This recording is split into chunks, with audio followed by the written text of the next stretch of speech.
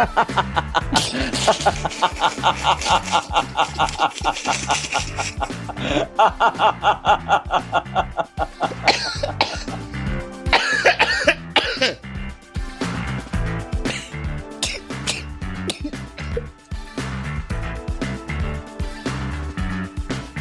right, so what's happened again here, folks, is that I did start kind of the show in the sense that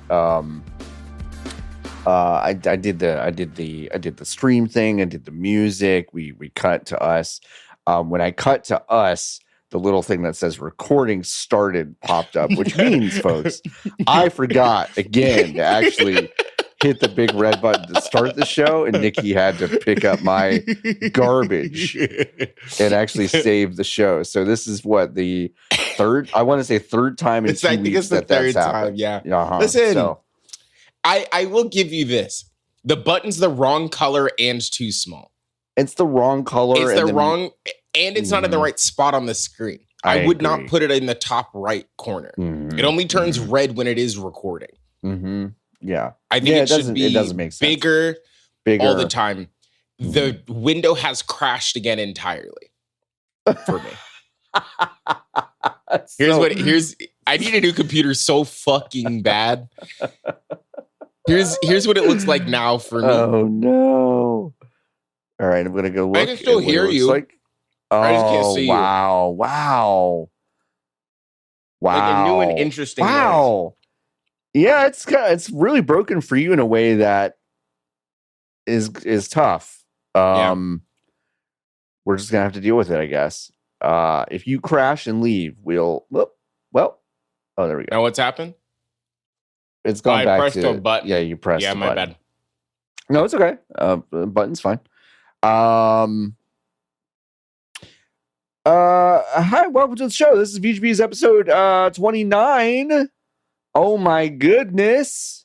29 straight years. We did it. 29 straight years. We did it. It is the morning after the Game Awards. Niki, you've had an unbelievably busy past couple of days. How was I was doing Giant Bomb at night. How was doing the Game Awards yesterday at LA Live? In the last 2 days, John, I have worked for over 1 day. Now, some would say that we weren't meant to do that. Some would say we weren't meant to do that. It's a completely fucked number. But honestly, listen, I gotta you seem to feel okay. First of all, I gotta give credit where credit is due, dude. Nikki Grayson last night at let me look at my phone. Oh no. Let's see, Uber. Oh no. No. This is a good thing. It's a good thing. Okay. All right. Yeah, no. Good. Last night at 1:20 a.m. Okay. Nikki Grayson made, some would say, America's best decision. Okay. I was in my Uber, a little tipsy, and by tipsy I mean drunk. And I said, I should probably eat. And I said, I couldn't just not. What if I didn't? And then if someone put a hand on my shoulder and said, no, you should eat, I said, I'm going to order McDonald's.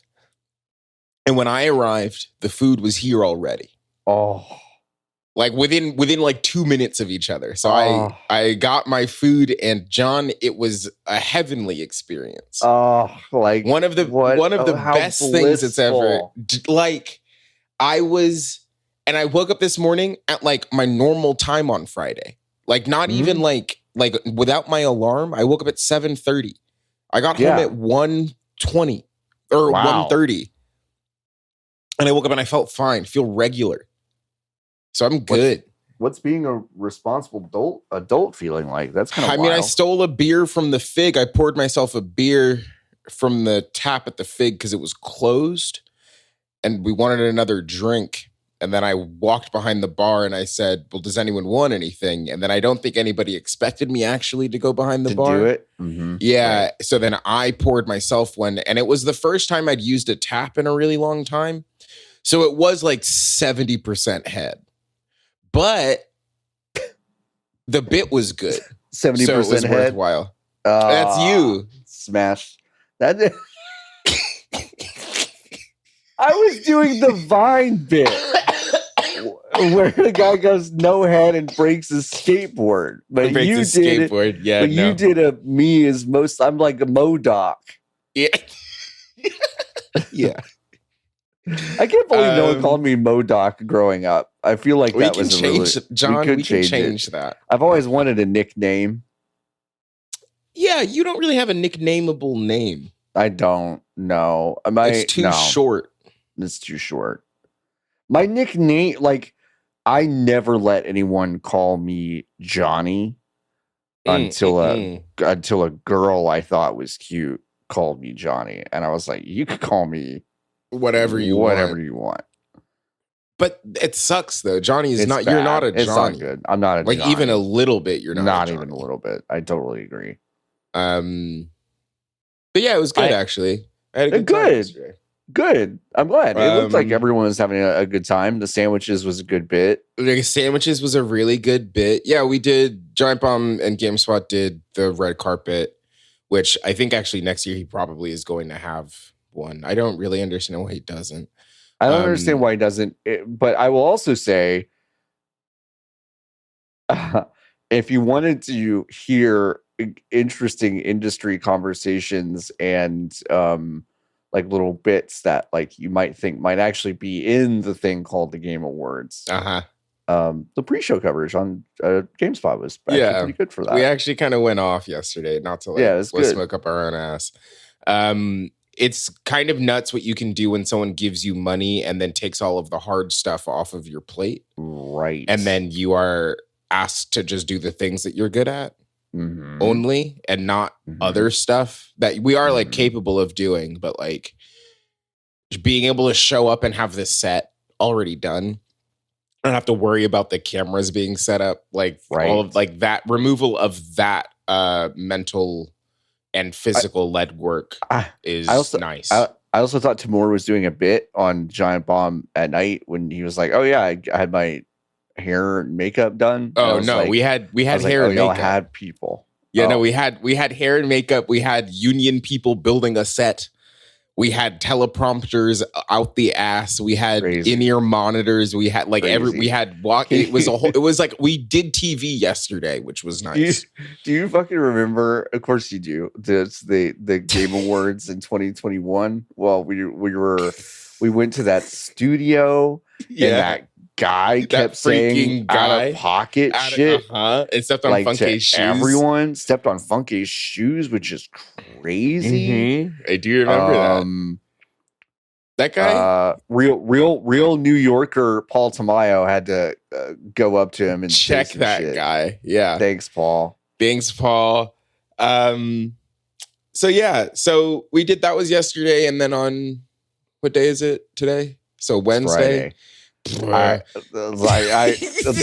genuinely I thought it was Thursday this morning when I got up. Yeah. I don't know. And I know you've lost track. I know. Yeah, none of it means anything. Yeah. Then on Wednesday we had Giant Bomb at Night presented by Digital Extremes and Warframe 1999, which I'll be honest, I thought was a different game. But did you know that it's an expansion, John? It's just the new. It's just a new thing. I thought it was a whole different. I don't want to put our very good friend and friend of the show Nerium on blast here. I don't think they've done a very good job of explaining that. I don't think so either. But you know what? Here's the thing. If you are already a Warframe sicko, you know that's the thing. But it's like I think if they're in a really legitimately interesting a position where they seem to have like a bunch of sickos that they've just picked up like a Katamari for the past decade, and like they've got all of those, but they keep picking up new people, which is an incredibly impressive thing for a long-term live project to do. But like I think they've maybe just a little bit gotten like too insular about like, no, people know what this is. I was like, I really don't think people know what this is still. But I don't think the average person still knows what it is, which is wild to me. Which is wild, but then also I was talking to Reb Ford, the creative director, and she like was like, yeah, we've got I'm pretty sure I can say this.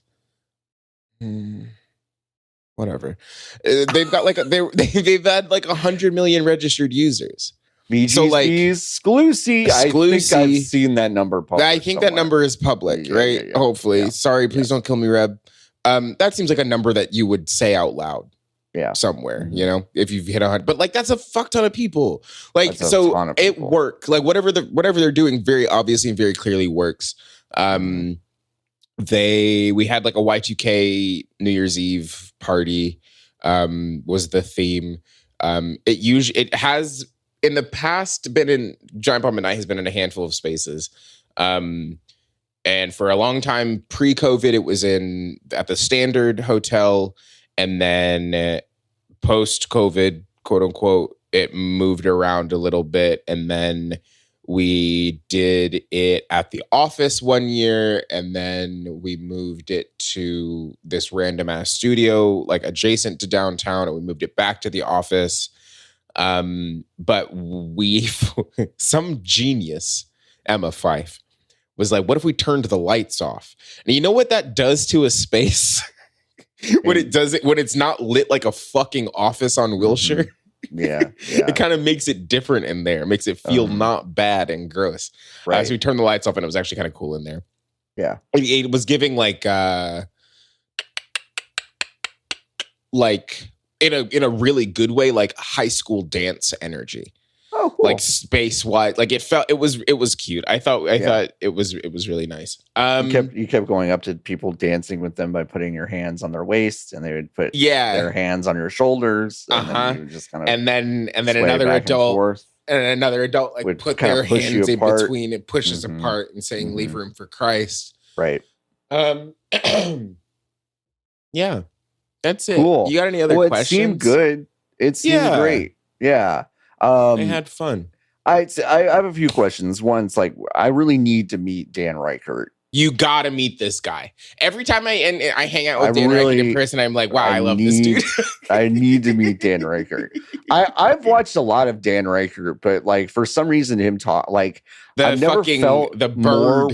I've never felt more close, I guess, to someone that I don't know at Uh-huh. all than when he was talking about his weird woodpecker issue. Yeah. It is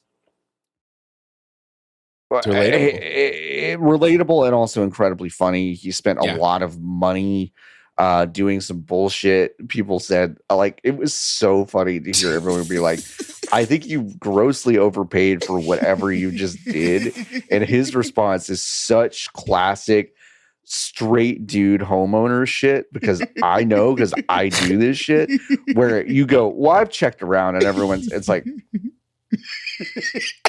you've checked around with other people who are also trying to scam you. Like that's what's actually happening. And it's so funny to watch someone else do it and then realize like, you're like, yeah. So I gotta meet that guy. Yeah, he's good. I also just like, there's an anger I have a bit at Jeff Grubb having such a luxurious long head of hair that I thought for years was masking maybe perhaps a lumpy, strange, misshapen, too big, maybe too small, like head, something. Weird head. Because when I buzz my head as short as he's done it, you can really see kind of the nooks and crannies, the crevasses, the parts that I go to the dermatologist about to go, is this cancer? And they go, no, you just have a bumpy head and it sucks. The kind of the way that it's shaped a little bit. Oh, what did someone say? Lotus last night said it's kind of like Kingdom of the Crystal Skull, Indiana Jones. So it's like it's just kind of have this anger of like, it stinks that his head's just kind of normal looking. He's got normal head. I will say and it's courage, right? The frequency with which this man shaves the entirety of his head is staggering to me. Yeah. Because the idea of other people doing like that, like that's it. You do it the one time and it doesn't come back. I know people my age who have done this and then it does not come back, and they're washed, right? Obviously, but like he'll just do it. He'll just shave his whole head, and then it'll come back. He'll have hair. He'll have hair by May. Yeah, which is crazy. It feels really. Here's the thing I miss about it, because I won't do it again unless I have like surgery again. Whenever I have surgery, I usually buzz my head because having long hair when you can't really bathe yourself for a couple weeks kind of stinks. Yeah. But like so I won't do it again unless I have some kind of surgery. But it's like I miss doing it because it feels so good to remove to not have hair. To not have hair. To me, it just feels really, because sometimes I get claustrophobic with my own hair, which by the way, there's a long form. I think it's like an 80 question, like autism self-examination. And I started taking it this morning because as a goof, because Hassan took it and scored like off the charts or whatever. It's really funny. Super autistic. Yeah. But I started taking it, and like there were questions in it that I was like, I was offended I had been asked, and I was like, I don't need to know the score of this one because I'm pretty sure I don't need to know. And it's like, do I really think so? I don't know. But some of these questions definitely have an answer that's going to get scored heavily. I was just like, I'm good. I'm good.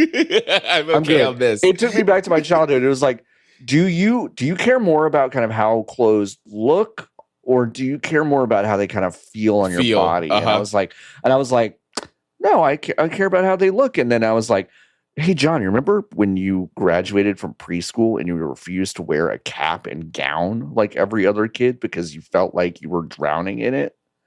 You looked at an adult and said, I'm drowning. Take this off of me. Normal. And I was like, normal. Also, that has never changed. Never changed. That's definitely neurotypical stuff. Just very funny. Anyway, my point is, when sometimes I get really like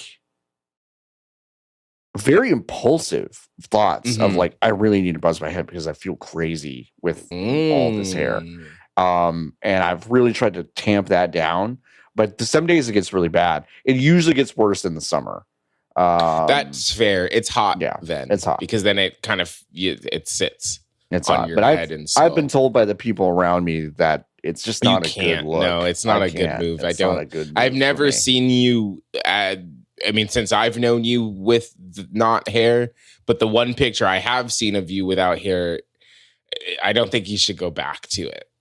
Yeah, it's kind of the photo I actually use when I do these kind of comparison shots of me, like as an adult versus when I was younger. It's like, you used to look like that. You used to choose to look like that. Sometimes we do not need to return to history. No, we don't. We don't need to return to history. I did see a guy last night in the TGAs that had facial hair that I wanted to take him to Turkey and just show him to one of those doctors. Sure. And be like, I want this. I want this. Can I have that? Is this allowed? It actually like fills in. It looks good, kind of at any length. That's what you want. That's kind of what I want. Because I don't have that. So one of the things that was, and I think it was because I haven't been outside around the line for the Game Awards before, because I've always been. Oh, hello. I can still hear you. I'm typing something. There was I just knew you were there because of the faint buzz. and then the fake buzz went away, and I was like, I have no idea if the tab has crashed. No, because again, John, I can't see you. You can't see me. Yeah, I have to click clack for a second, so it's just gonna be myself. For sure. I haven't been around the line for the Game Awards in a while. So when I was I went to the bathroom at some point during the pre-show. It might have been after the pre-show.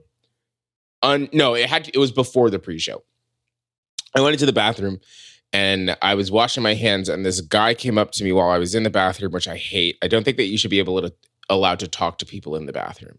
I think that like in a perfect world, the bathroom is more quiet than the library. You should not be able to talk in there. Yeah, I used to I used to think it was okay to kind of do little quips at people at the mirror, and I've really stopped that. I don't think it's good. You can't. I don't think I went to the bathroom at Giant Bomb at night, and when I was washing my hands, these two people went in. One person went into a stall, and one person went to the urinal. And then they were having a whole ass conversation talking to each other from the stall to like from behind the stall to the and I was like, I should eliminate both of you. I've done that unfucking believable. Yeah, disqualifying. It's not good. It's not good. It's once I saw other people doing that, I was like, oh, I really can't ever do that again. It's not a good vibe. I don't think that eliminating waste is shameful, but going to the bathroom is.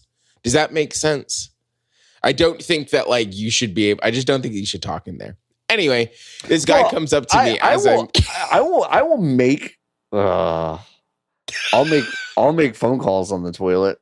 That's fucking crazy. But here's what's crazy is that you know what's so wrong is that I'll make phone calls on the toilet. But then I'm like, I have to move heaven and earth to make sure they don't know I'm on the toilet, which should inform kind of the decision to do it in the first place. Yes.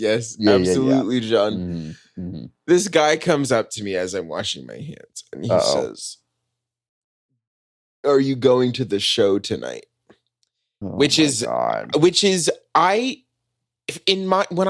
the words entered my mind initially, I was like, what show could you possibly be talking about? There are so many options here. I would not describe the Game Awards as a show. Mm-hmm. And I was like, is there another concert here? That would be crazy. Right. So then I go, oh, the Game Awards? And he was like, yes. And I was like, oh, I mean, I'm not going. I'm working the show. Like we've got the thing outside and he was like, oh, okay, because I'm a seat filler and I don't know where to go. And I said, oh, well, I have no idea. But then I was like, I am outside though. And I figured that it is also Jeff Keighley. I have no idea who he thought I was. Literally no idea who he thought I was. And I go, okay, well, I don't know. But if you want to give me your number, and I find the seat filler line, I will let you know where the seat fillers go. And I then thought, okay, now we're going to move out of the bathroom. So I start to motion towards the bathroom door so I don't have to exchange my phone number with this man in the bathroom. And he pulls out his phone and is like, okay, do you want to do the thing? Because, on iPhones, you can tap them head to top to top and it sends it. Yeah. So I had to do that in the bathroom and it made me want to die. And then eventually I did find the seat filler line and I texted him and I said, here it is. And he was like, thank you. And I was like, enjoy the show. I looked in that seat filler line, John. Maybe 3% of the people in that line, 3, looked like they had any fucking idea what they were doing. Mm-hmm. There. The rest of the people were very clearly hot people who received an email that was like, hey, there's this thing. Please come sit in these seats. And they were dressed up, decked out, had no fucking idea what they were about to endure. And I want to be so clear, I guess, because we're going to talk about a couple people that were at the show. And I just generally want to make a statement. If you saw Niki, if you saw the Giant Bomb people on the pre-show, they were really dressed nicely. There were some presenters last night that were dressed really, really nicely. Yeah. We still collectively dress like fucking the golf shit. So all those hot people, seat filler hot people were probably like, great, I'll actually wear something nice. And it's like, no, that's not the vibe. You need to wear you need to wear a t-shirt that has Goofy with the fucking Triforce on it. With a faux leather jacket that you got from Bonobos. How many Indiana Joneses do you think I saw yesterday? My God. Fuck me running. Because the answer was 4. Yeah. I saw 4 bespoke Indiana Joneses. Yeah. But all of this is to say, the thing that this realization made me, or the thing that realizing what was happening in the Seaflare line made me realize, is that there will forever be a weird vibe around this show, as long as, not to be crazy, as long as normal people are allowed at it. There is not an award show on the planet where there is uncertainty about who in the room matters or not. Right. You at the Grammys, every single person in the room is important or is connected to the music industry in some fashion. At the Oscars, every single person is in the Academy. The only randos you ever see at the Academy Awards are the couple times a year that, like, Bradley Cooper will, like, bring his mom. Yes, exactly. And it's like the randoms are still associated, right? I would love to know the numbers, but I feel like it's 30% of the room is actually industry and the rest of it is people off the street, which gives it a weird vibe, because you're like, I don't know who you are or if you are important or not. And it also obviously changes the way that the show has to be run, and it changes what the show, like, blah, blah, blah, blah, blah. But I was trying to figure out why the format of the show is inherently flawed. And I think that's it. It's because there are people there who are, I don't want to be like not supposed to be there, but they are not the people who are being celebrated by the thing. And I think it was not until I knew that in the back of my head, but it wasn't until I was there in front of all of the people who were coming in, and I was looking at people who were dressed like Indiana Jones, and then also standing next to people with the goofy Triforce shirt, and then also people who, like, deeply tried yesterday. And I was like, again, like, for me, right, like, I've been doing this for a while, I definitely saw hot people look at the people they were standing next to in line and then be like, huh. What did they think they're there for? You're exactly right. What's going on? Like, where am I? So am I in the right place? Yes. What is the situation? I was a person who was not there, John. What was the vibe going into it? What were you excited about, looking forward to? We knew a couple of things going in, you and I. We knew a couple of things, which I was excited to see those. And I had read a couple of rumors about what FromSoft was up to. We knew CD Projekt Red was probably going to do something. It was probably The Witcher 4. The fact that they started with Witcher 4 and went straight into an Elden Ring. Sure. No, so expansion, not expansion, but standalone thing. It's standalone, expandalone. Like that was really wild. I wasn't excited really about much. I'll tell you again. I think, to your point, it's like I saw Merritt say something similar. It's like one of her most boomer coded things. This is like she thinks we fucked up when we stopped dressing up to go to the airport. And like I kind of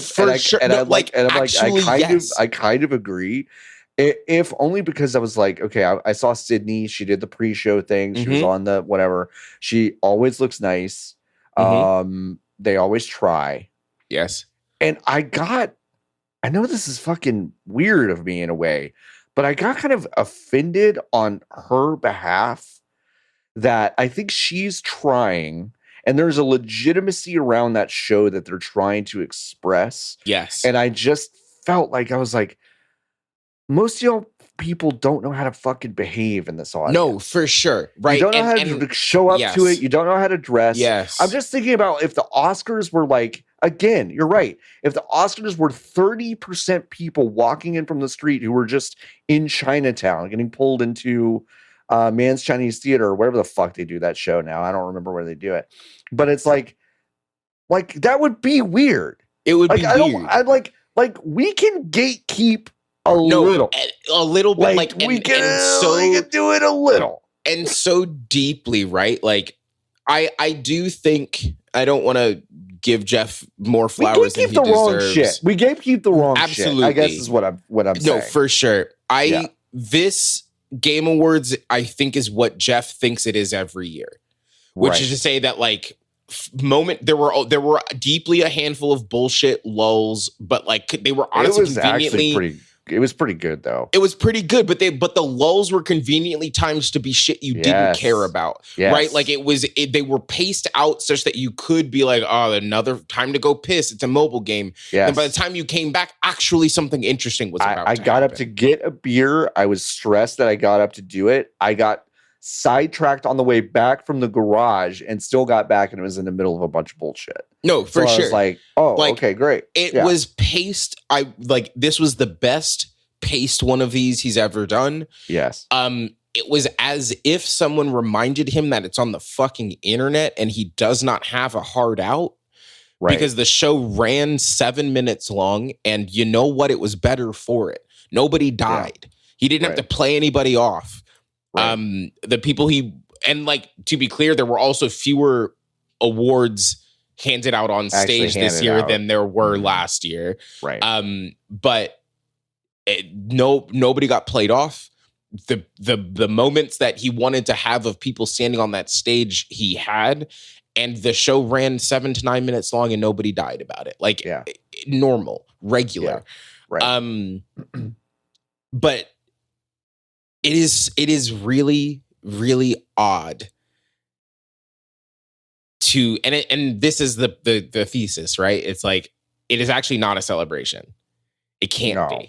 It's not. Because if it was, it would be for the people whom are being celebrated. Right. But it is not that. It's not. Right. So that's I think that's basically what I walked away. When you hand out a Games for Change award in the pre-show and Sydney's like, Games for Change, here's the winner. And then you don't actually have any of those people like there to say, thank you so much. And you're like, it's like, okay, well, then this isn't a celebration of anything. Yeah, no, for sure. Yeah. And that was what I walked away from the show. It's separated from the announcements, I guess. But like from about the Game Awards as an institution, that's what I walked away from. And and to the point that you made, I understand what he's doing. If the venue was smaller and it was all people who were in the industry, that would be sick. Or he could institute a dress code, would probably bang, but he's never going to do it. But he's never going to do it. But if he was like, you can't, like you simply cannot. But obviously that's impossible to enforce at a venue that is that big. The culture is simply not there. But it's not impossible, right? Like there are shows that happen all over the place where the people who are going to them are dressing up, right? It's just culturally for this audience is not the move. Right. Well, Lotus and LB were talking last night on the stream, like, they were like, it is odd to me that no one has like gone to a designer and said, your design will be like legitimately a big audience. Yeah. A big audience of new customers thinking about fashion, maybe for the first time, because they're seeing a lot of stuff. And until I think that happens, we're still going to see a bunch of riffraff bullshit. It's a bunch of riffraff bullshit. It's a bunch of people who are like, oh, it's time to like, time to put on what I think, not, and this like, I'm gonna be very careful. Time to put on what I think is dressing up, and it's the suit that they had in high school. It's 100%. And I want to be also very clear and just be self-effacing. I would be the worst dressed person at the event. In my head, I would be the worst dressed person there. And then it would just be like, okay, yeah, he looked like shit, but it's like he just wore the only suit that fits him, that is one that he got married in, you know? No. But it's like, but I started thinking about it last night. I was like, no, like that would be fun to go. Yes. Like making up shit. Yes. But that part of the culture is not there because it's not there. It's not important because that's not what the show is. If the show necessitated it, then I think people would make the move, but you can get in the door for $30. Right. Yeah. So like, no. Right. Yeah. Like people aren't going to do it. They're going to show up in their goofy Triforce shirt and they're like, their pleather Triforce jacket. Like that's the move. And for folks that might be bristling at some of this, just look at the fucking tweets that you're going to see from the BAFTA awards. Like the pictures of the event. Like the BAFTA celebrate. It's like night and day. People show up to that thing and they're like, we're being celebrated. We're being like, we're in a ballroom. We're all these round tables. We're dressed up. We're here to give speeches. We're here to actually recognize our peers. And everyone dresses up for that shit. And they look great. Yeah. But this is just some different events. It still feels like it's like being like, you know, it's being broadcast from the past on Spike TV. You know, it's like, it still feels like there's some of that. Yeah, it makes me feel every crazy. year it feels like a more expensive cable TV broadcast. Right. That's mostly what it is. It's the best one of these he's ever done, and it still felt fucking still kind of whack.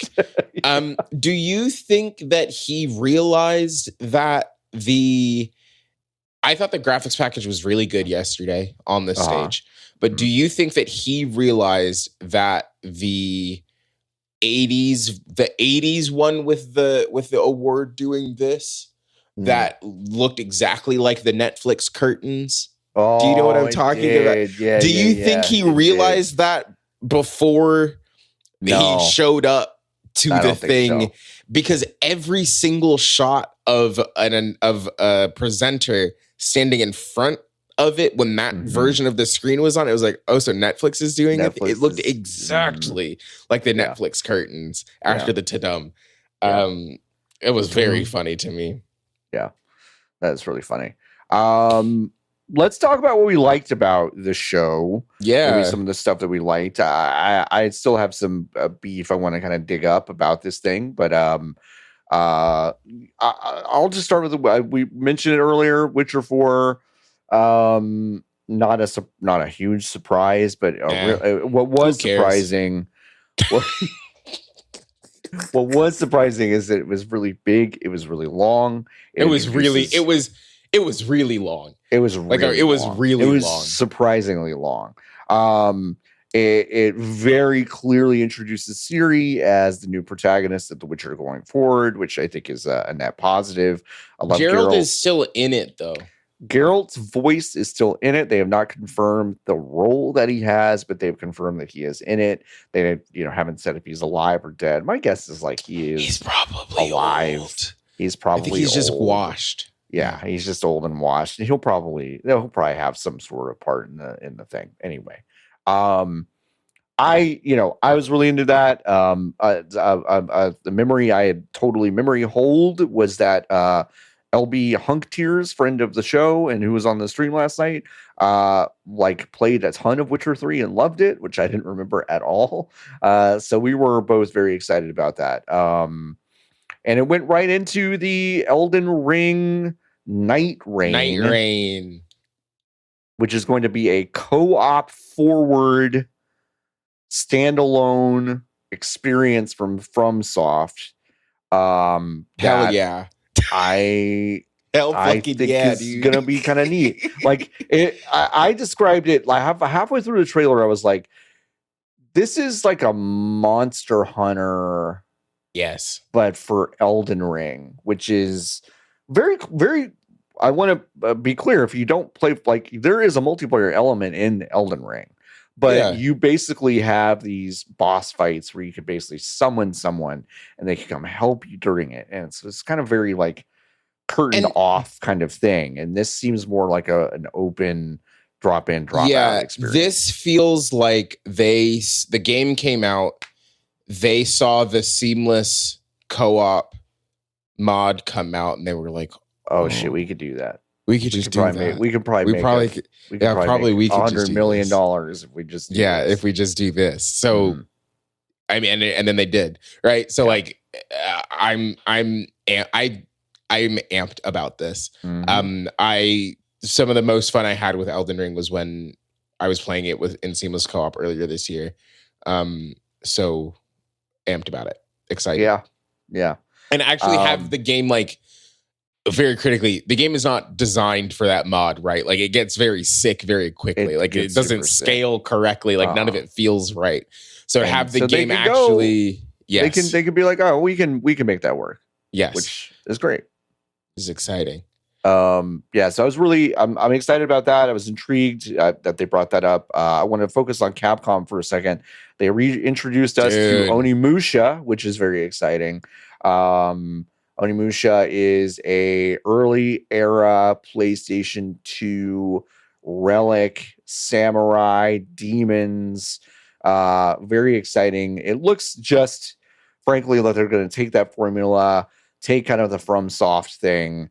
For a nanosecond, I thought it was Sekiro, but it was just Onimusha. So that's exciting. But the more exciting bit for me is the introduction of the Okami sequel with Kamiya as the director, which I'm very excited about. Did you play Okami? I can't remember. I love the video game Okami. I cannot wait for this. The first 10 hours are bad. However, the rest of the game is excellent. It's really good. I totally agree with you.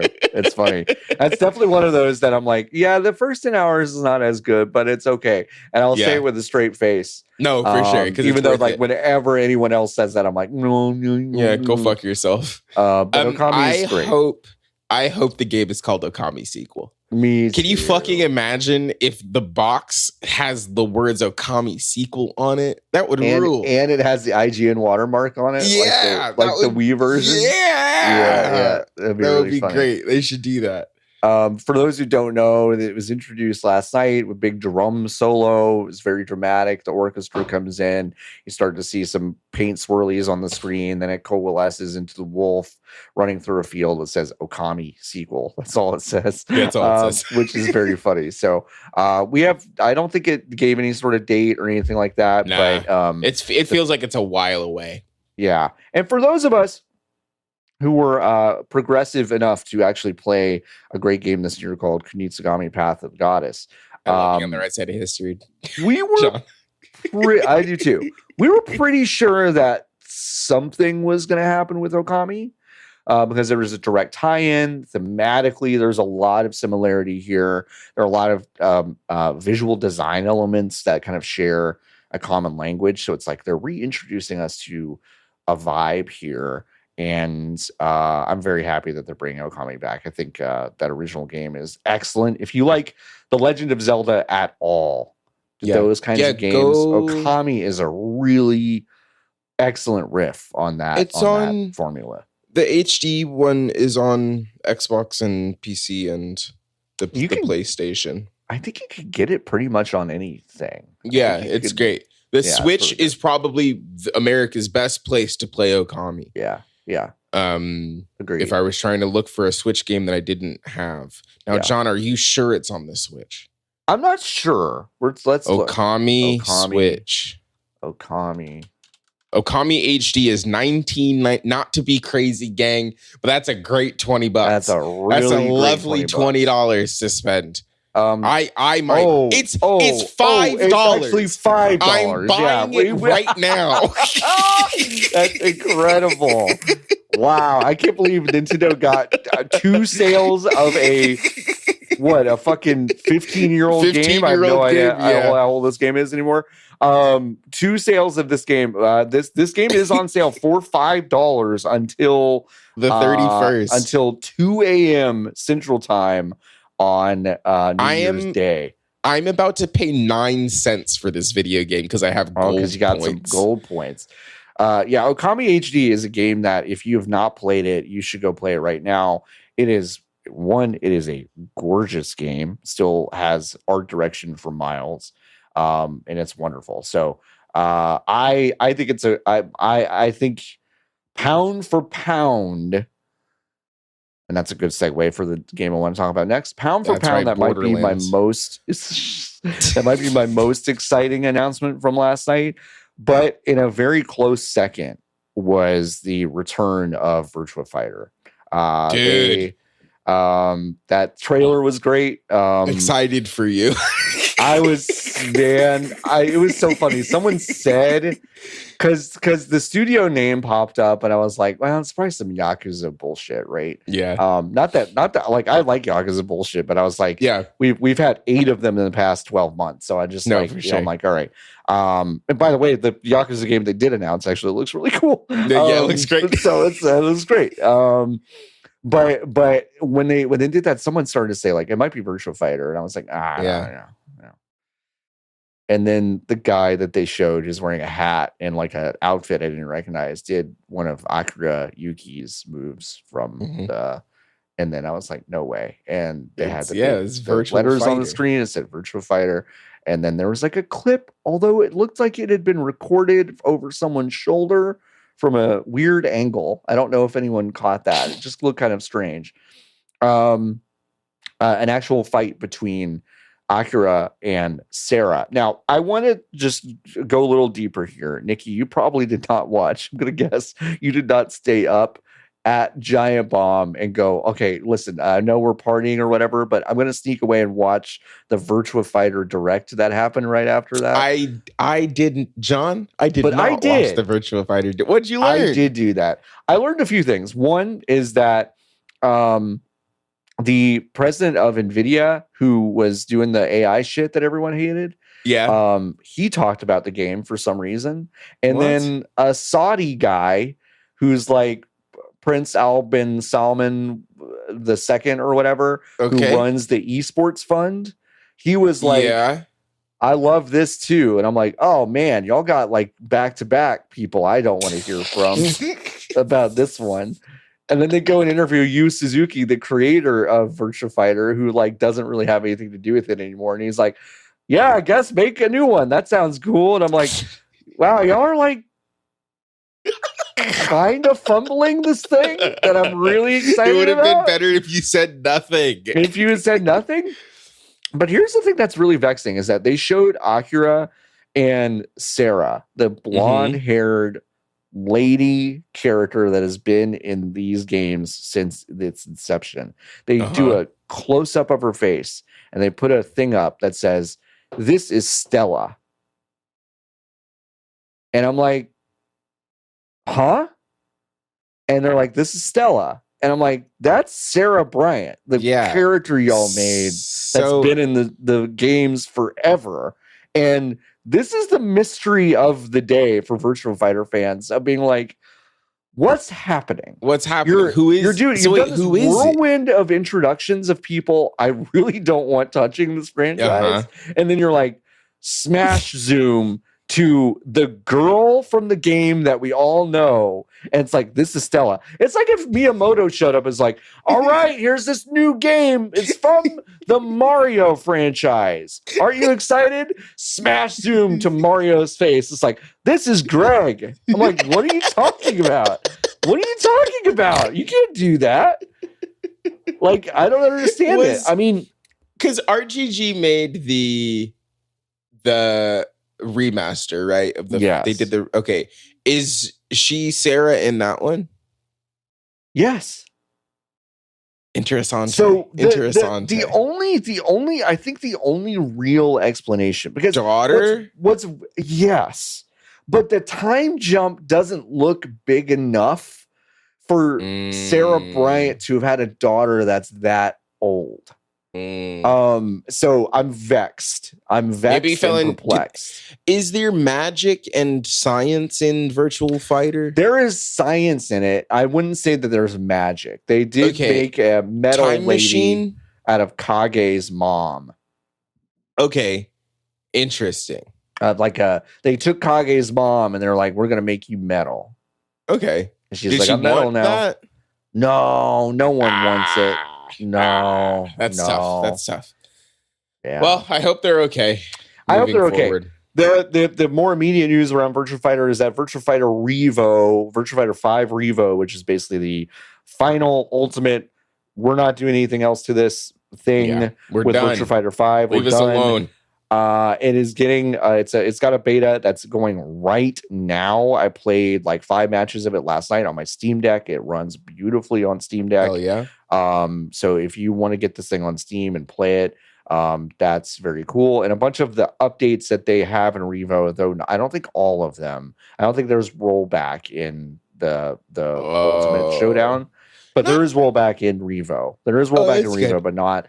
But they released some updates for the PS4 version, which most people have now. Anyway, sweet, great. I was very excited about that. I was excited about Project Robot, which is the Eco Shadow of the Colossus fans game. Yes, this was a huge show for Austin Walker. Every other fucking thing had a mech in it. The only way it could have gone better is if like Dragon's Dogma 3 had been announced. Yeah, it was somehow announced. Yeah. That game looked sick. I watched somebody else play Shadow of the Colossus and know about Eco in the Last Guardian. Game. I've still not played Last Guardian. I think Shadow of the Colossus. That bird seems annoying to me. I think Shadow of the Colossus is top 5 PlayStation 2 game. I think Eco is wonderful. It's really good. It's hard. It's frustrating, but it's good. I'm really excited about that game. I actually didn't think that trailer was great, but I'm very excited about that game. I think I'm just like it seems to have the vibe seems correct for when it like feels considered correct. Like there were a handful of trailers yesterday, like the Turok one, which I'm sure we'll talk about, where it kind of feels like Niki, there is not a game I was planning on talking about less than Turok. Because that's going to be a nothing burger. I said last night as that was happening on the stream, I was like, some games should just kind of be stuck in the era in which they were invented. I think, like, I don't think we need a new Turok. I understand. Here's my pushback on this. It is fucking sick to shoot the idea of shooting a dinosaur with a gun. Rules. So like I'm kind of all for it. The thing that threw me is that I didn't know that Universal owned Turok. When the Saber Interactive and the Universal logo came up. And I was like, okay. And then there were dinosaurs and I was like, Jurassic Park? And then they were shooting the dinosaurs and I was like, I don't think this is Jurassic Park. Yeah. And then it was Turok and I was like, I didn't know they owned that. You don't remember that scene where Bryce Dallas Howard gets a rifle and she's just like dun, dun, dun, dun, dun, dun, dun, dun. So I don't know. I have fond memories for Turok because it was a good game when I was 9. Right. Like the idea of like having a gun and shooting a dinosaur is, I think, good. So I'm like, it's gonna be nothing, but also it might be nothing in a way that, like, to me, Space Marine is nothing. Right. Because like it's the same studio. It's Saber Interactive. They make good PlayStation 2 games. Yes. And if this is a good one of those, then it might actually kind of have legs. Yeah. It looks like a co-op third-person action game. Which is cool. But going back to Project Robot just for a nanosecond, I think introducing sci-fi elements to this, I'll take a small leap and kind of guess as to the gameplay of this, because really all you saw was the player character presumably climbing a mech in time to see some sort of cataclysm happen. The top of the mech has a head that basically ejects from the body and flies away. In order to basically the ears save are the pilot. Jets. The ears are the jets. I'm going to guess that the central conceit of this is basically flying around with this head attaching itself to these homunculi in order to solve problems, and then you basically abandon them during some sort of destruction. Would be very thematically correct consistent to me. But it looks cool. I just they made a big I swear Jeff said something about gameplay, but maybe he said engine because he was said like in engine. He did okay. He said in engine, so it looked great. I guess I weirdly heard in engine and was like, okay, cool. We'll see some gameplay, and we really didn't see that. Yeah. No. Did you like Divorce Game, John? I didn't play enough of Divorce Game to have an opinion about it. To be honest, I liked Divorce Game. A lot of people I'm talking about It Takes Two, game of the 2020's Game of the Year. Game of the Year. Mm-hmm. It Takes Two. Is that right? It was 2020. I think so. Yeah, I think so. I thought that game was good. Their next one is called Split Fiction. And I'm like amped about it. Not like it's a boring 2021. Okay, that makes more sense because of the pandemic. I'm amped about Split Fiction. Which is the new game from Hazelight. It seems like they are just going to do the Astro Bot thing, which is, well, every level can just be a different video game a little bit. Right.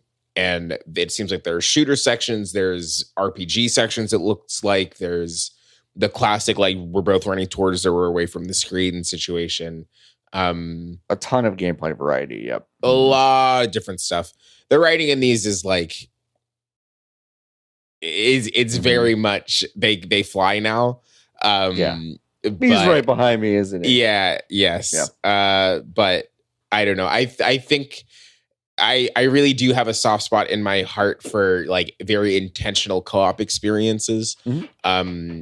Because I think that it's like a really good way to share the medium with a person who might not otherwise want to enjoy or do the medium or feels intimidated by it or whatever. So I really do have a soft spot for these games. So I'm amped about Split Fiction. Yeah, I think that looked good. I was I was struck by how much it, like, I watched most of that trailer and went like, man, a lot of games kind of look the same now. Huh? No, for sure. Which bummed me out because the gameplay variety of this game looks very interesting to me. And then they announced another one of these, like not from this studio, but another like 2-player co-op situation that is exactly the same vibe, like very much like an stage fright. Yes. Yeah. Or Stage of Fright. That's what we also thought it was. Yep. Because the I in fright is very big and in between the two words. So all of us on stream are like, Stage of Fright. Pretty much right away. Yeah. But it is Stage Fright. So they announced another one of those, and it's like it seems to be kind of the same situation. Yeah. So yeah. Did you play Outer Wilds? I'm on the Outer Worlds. I'm on IGN.com. You ever heard of this website? Michael Himes, IGN.com. Michael Himes, IGN.com. Yeah, I played Outer Worlds. I thought it was mid. Yeah. Mid. I also agree. They're making another one though. So they're making another one. It seems like a little more robust to me. Yeah. But and I kind of the thing I can't get past though, for me, and this is a very personal thing, is the tone. The tone is rough. I don't like the tone is rough. The trailer did kind of make me go, okay, man. Like, all right. Like, relax. But I mean, good year for Obsidian. They'll have 2 games come out. Grub yesterday was saying that this game got pushed up because another game got pushed back. And it's unclear whether that game is Fable or the other one, Perfect Dark. I would guess that it is Fable. You could flip a coin on that one, though. No, for sure. I'm like, man. Yeah, flip a coin. You want 2 vaporware ass games. Yeah, I'm like, could be either one. Yeah. But I would actually put money on Fable because they kind of they pushed Fable. If you look back at when they were pushing Fable, it was not this year, but last year. And usually the ramp up is you give them 2 years. So the game, you do the first cinematic trailer 2 years out, then you do the gameplay trailer the year before, and then the game comes out is usually how the cycle goes. But then if I'm trying to look at the calendar and try to anticipate when that game was supposed to come out, that feels like a fall 2025 release for Fable, or should have been, and then or early 2025 release. I mean, and then it seems like it got pushed. So this game got moved up, and it's coming out next year sometime. So good for them. Yeah, I mean, the thing about Outer Worlds 2 is that at worst, it's going to be a perfectly competent Bethesda first-person role-playing, essentially a Bethesda game. Yeah. And if you really love those, this will be a really fun, 20-hour experience for you. Yeah. And I think also, and I wanted more from Outer Worlds. Mm-hmm. It's not fair. It's not a fair expectation to hoist upon the studio of Obsidian. But, I happen to think Josh Sawyer and his team made what it was close to a perfect video game with Fallout New Vegas. Mm-hmm. And you just kind of want to see them do it again. And they may not want to do that. They may want to do different things and all this stuff. So, I get that. I just really wanted it to be that, and it really wasn't for me. And so. I'm deeply curious, right? Like, this is the first one post Starfield, right? Because the first one came out before Starfield. So I am cautiously optimistic, I think, for a little bit of a more splitting of the difference between the first one of these and a New Vegas and a Starfield. I'm hopeful that it is one of those, but also it could just be another one of the first one. So another one. We'll see. Yeah. John. Yeah. I know you fucking lost your shit when you saw Abby Last of Us Part 2 hit your screen. And you were like, I can't wait to play The Last of Us Part 2 remastered on my personal computer. And you turned off your stream and you went to Steam and you said, give me 8 copies, Gabe. And on April 3rd, 2025, you'll run all 8 copies of The Last of Us Part 2 remastered on your personal computer. And I'm excited for you. I think my actual reaction live was, what are we doing? I think that's actually close to what I did. I'm like, this is now the Naughty Dog segment of the TGA. So yeah, they're doing Last of Us 2 remastered PC. Whatever. Yeah, whatever, dude. So fucking deeply. Whatever, dude. It is. And like, I am, the pump is primed for me to kind of be an automatic hater on stuff that Neil Druckmann and a lot of this team does. So I want to fully acknowledge that. And, so, dear listener, if you're a really big fan of their stuff, just, it's like, it's just not me. But I don't think it is good, genuinely. No, for sure. I don't think it is good for a team to do what they're doing with The Last of Us so much that I think even really in touch, finger on the pulse press people have honestly lost track about how many versions of this game that there are. Yeah. I think it's a strange thing to do. I don't understand it. I don't really get it. I think having this many SKUs, dude, it's impossible to understand whether or not you're getting the right version of the video game. Yeah. Which is nuts because there have only been 2 of them. Can you there are only 2 of them and there are 8 there are not literally 8 SKUs, but like there are 6 SKUs, right? Yeah. That's crazy. For 2 video games, that's nuts. For 2 video games we're only talking about a span of what, 11 years, something like that. I mean, yeah, for sure. I don't know. It's weird. That's weird. I disagree with the existence of the product. is how I feel. You mean in the crib or as it is now? Like you just grew Last of Us, like strangle it in the crib kind of thing? Yeah. No, for sure. Listen, as soon as we should have you just and put I that shit agree. in the toilet. We agree on that. And if someone had come in and be like, listen, they're zombies, but they're mushroom people, I would have been like, fuck off. This is try DOA, again. Neil. Go back, DOA, Neil. Go back. Make fucking Neil, Jack 4. But then Neil said, but what if you ever heard of a brand?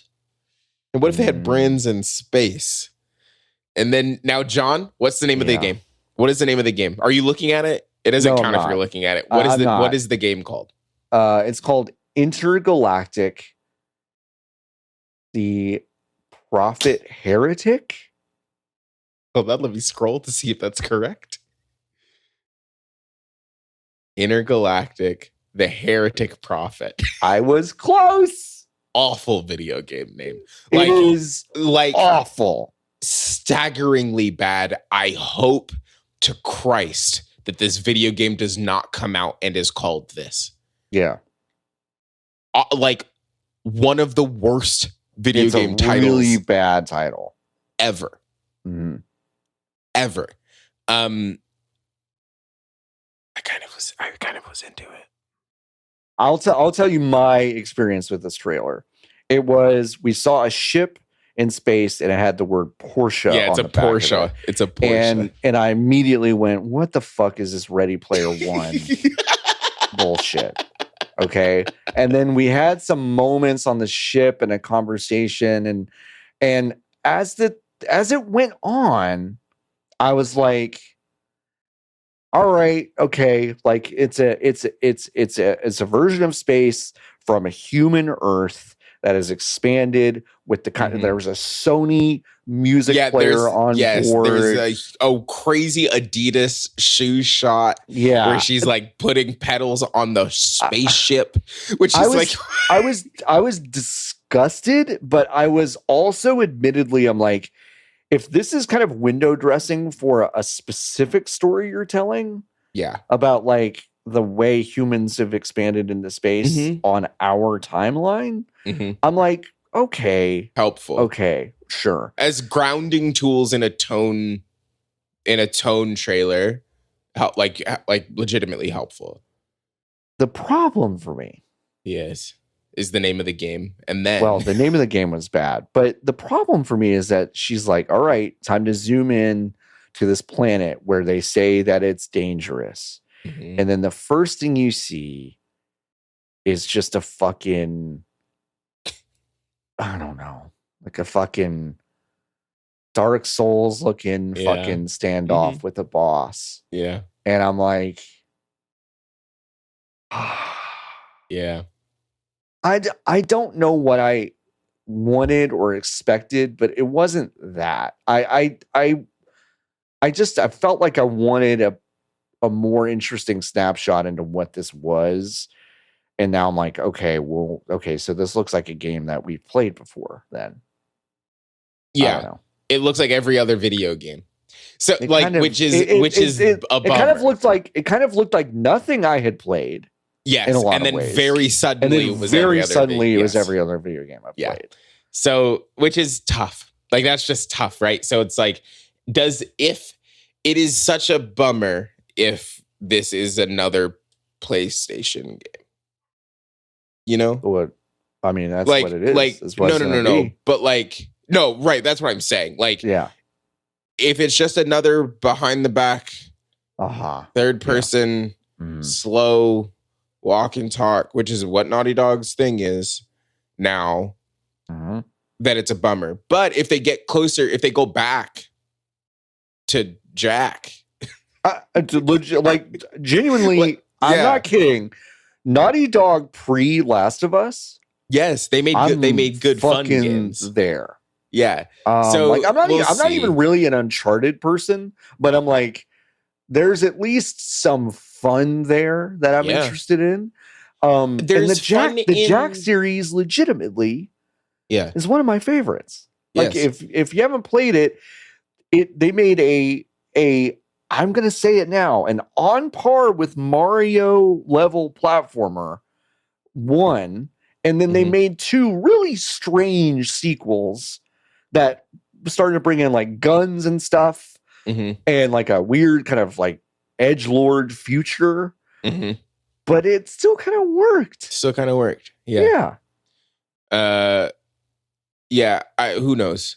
I do have a little faith because the PlayStation game that won this year was a Nintendo game. I do wonder if there will be more space for PlayStation Studios to make non-PlayStation games.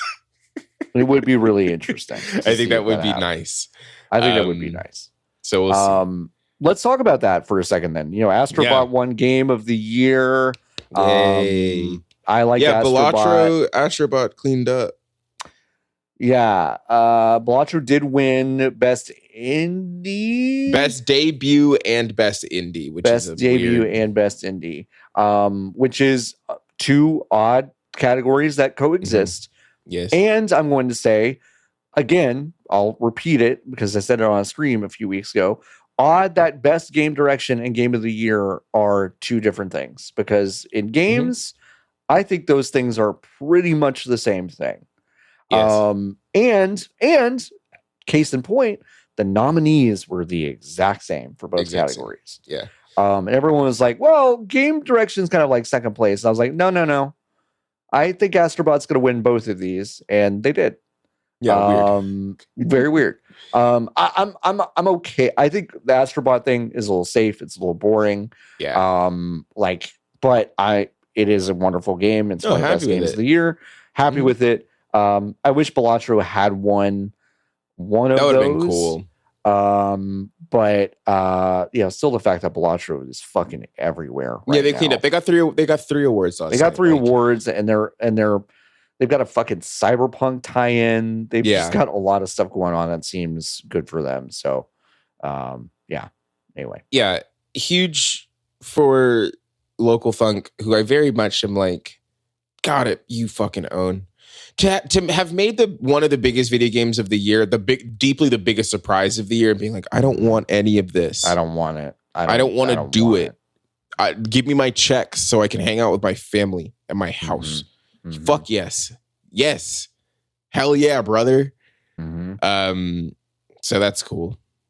That's good. Good for Local Funk, and then the rest of the PlayStack team. Because you love a win. You love a win. All right, let's talk about the small elephants in the room. One, there was they got rid of the future class stuff, which is very funny to me. And they gave out an award for game changers, and they gave it to a person named Amir Sat. Oh wow, I knew I was going to do this. Satvat, excuse me. Yes, Amir Satvat, who created a large spreadsheet of like openings for people who were affected by layoffs and all that stuff, and they gave this award to him. I want to be so clear. The criticisms I'm about to kind of lob at Jeff Keighley and the Game Awards have very little to do with Amir Satvat, who seems like a helpful person, perfectly nice person. This has pretty much nothing to do with him. I thought it was such a fucking limp dick, like nod to these things happening. It is the equivalent of your dad telling you, have you thought about just taking your resume into a business? And absolutely. And it felt so consultant gross. It felt like a consultant somewhere was like, okay, we can't have this person get canceled. No. So we got to pick the safest, an unbelievably safe, because safest thing possible. I also want to say, like, I didn't know who Amir Satvat was because I was already aware of 5 other people that were doing roughly the same thing that he was doing. And there's nothing wrong with recognizing Amir for this. But I was also like, well, there are a lot of people who do this, like create job boards and have job boards and all this stuff. And that is a very small part of what needs to be done to correct the things that are happening. It is celebrating the fact that we invented, like, it's celebrating the fact that we invented bandages for gunshot wounds, and then being like, well, we did it. Well, we did it. We fucking did it. It's like, did it. Just remember, if you've got a gunshot wound, there's a bandage out there for you. It's like, no, hold on. No. What if we stopped firing the guns? What if there were fewer bullets flying at us? Yeah. Like, what if we said something about, but this guy's making bandages. Part. Yeah. And how cool those bandages are. Those bandages have healed 3,000 people, John. Right. So yeah, it was tough. And it is, again, not an impossible, we're doing it right now, but it is like an unbelievably difficult thing to criticize, right? And that's intentional. Yeah, and no one wanted to do it. This morning when I posted about it on Blue Sky, it started a deluge of people being like, oh fuck, thank God someone actually said something about like how weird that was. And I'm like I didn't think I thought I was less cynical than I am. But I woke up this morning to a lot of people being like, frankly, pretty happy and complimentary about that happening and about what the CEO of Larian said when he was presenting Game of the Year, which essentially he said, and I think this is part of it, he said, like, if you just make a game ethically and it's good and you care about what the players think, like, isn't that good enough? And I'm like, that's a great post-it to put on your fucking desk, but like, it doesn't move the needle for anybody in that room. Yeah.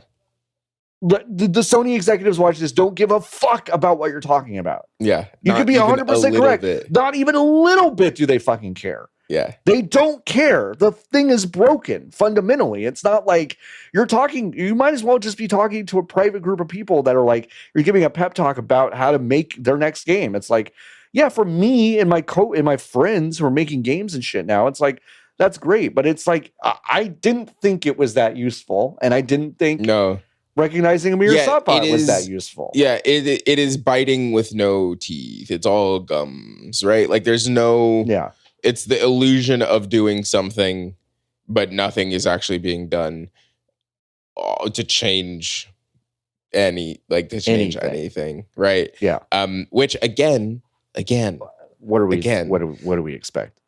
Well, yes, deeply. What do we expect? But also, it's not the space, right? Right. If the award show was actually about celebrating the people at the awards, right. The ways that it would be tangible would be that there would be less people in the room every year. Right? Yeah.